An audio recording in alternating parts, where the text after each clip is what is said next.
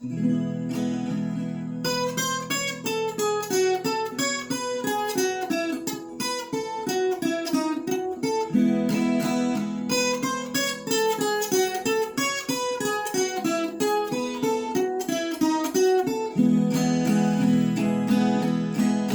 não tivestes a felicidade, deixa a cidade, vem conhecer meu sertão querido, meu reino encantado, meu berço adorado que me viu nascer.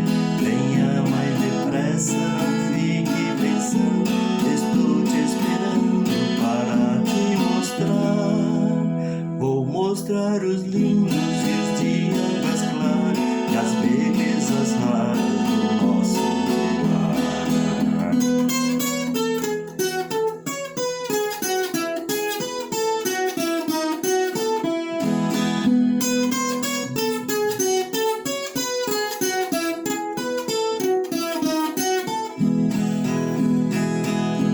Quando a lua nasce por detrás da mar, fica a cor de prata e imensidão. Então fico horas e horas olhando a lua banhando lá no ribeirão. Muitos não se importam com este luar, nem lembram de olhar o luar da serra. Mas estes não vivem, são seres humanos que estão vegetando em cima da terra.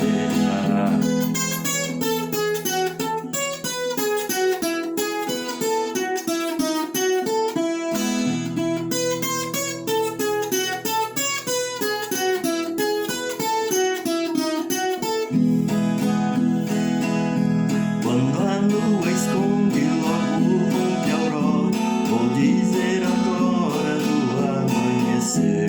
Raios vermelhados riscam o horizonte, o sol lá no monte começa a nascer. Lá na mata canta toda passará, e lá na paiada pia o chororó.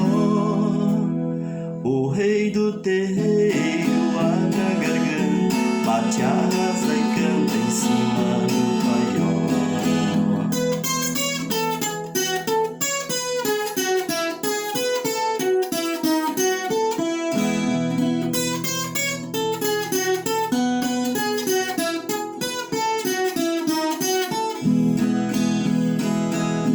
Quando o sol esquenta, canta cigarro, em grande algazarra na beira da estrada. Lindas borboletas de variadas cores, vem beijar as flores já desabrochadas. Este pedacinho de chão encantado foi abençoado por nosso Senhor. Que nunca nos deixe faltar no sertão saúde,